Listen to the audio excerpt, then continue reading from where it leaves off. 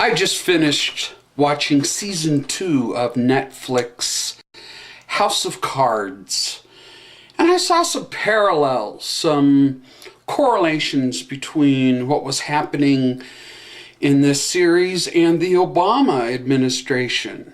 I'm going to give you 7. Maybe you've got some that you'd like to add. The first one, and the most striking one for me, was that Frank Underwood, who becomes president, is bisexual, just like our president. I mean, Barack Obama, if you research it, has some skeletons in his closet. People out there who've made some pretty strong accusations about him being gay. Well, now he's married to Michelle. Maybe that could be a source of some of their problems that they're having. So the second thing is the reporters and lobbyists who are literally in bed with politicians, the corruption. I mean, there's so much incestuous stuff going on. I mean, you look at the media today and how it fawns over Obama.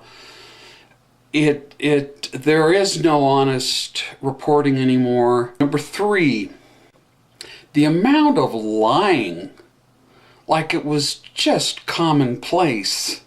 I'm old enough to remember when people used to have a little bit of trust in their government. No more.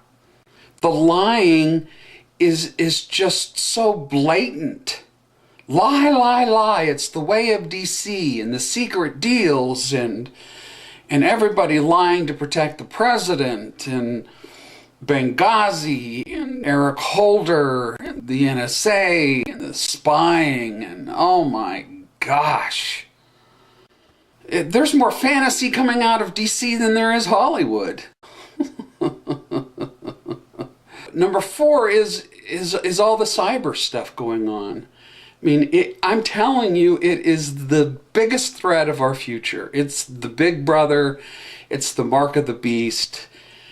You know, go Rand Paul in trying to stop this stuff, because when the information is omnipresent and they know everything about us, eventually that's going to turn into a power to where it's like in olden days, in the Old Testament times, we're not going to even be able to pray without being threatened with jail or thrown in the lion's den. 5, murder. And that kind of startled me, that it would get to the point of murder, but it shouldn't. See, that's how naive I am. And seeing something like this, even though it disgusts me, it reminds me how putrid, how foul, how wicked the people in Washington, D.C. are. And when they get there, even if they're, like Mr. Smith, they get turned. And I'm old enough to remember the Clintons, who were accused of murder.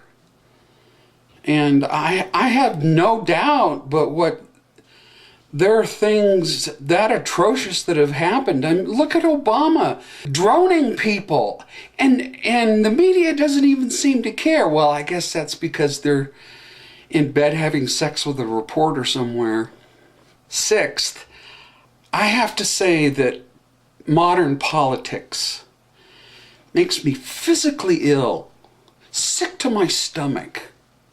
I mean, I obsess on it sometimes, and when my wife comes home, she has to help me debrief, and I have to turn to religion to not care so much about how our Constitution is being shredded. I mean, the amount of evil coming out of Washington, D.C. is as bad as House of Cards. I don't have any doubt. I mean, even though House of Cards is kind of Shakespearean in the scope of, power plays, it's still lurid, and I felt like I needed a shower after watching the season 2. So the 7th, it's a little more subtle, but it has something to do with rhinos, moderate Republicans. I hate them more than I do the Democrats. And if we could start up a third party, I would. But Underwood became president because of a weak former president. And it's this in House of Cards, and it's the same scenario of how Obama got elected. The Bushes, moderate rhinos. I know they're better than Barack Obama, but they're part of the problem. We have John McCain's, and we have Mitt Romney's, and we have all these moderates. It's time that we got tough, and we opened our eyes, and we saw how bad things are, and we mustered up enough righteous indignation to fight it. Damn it!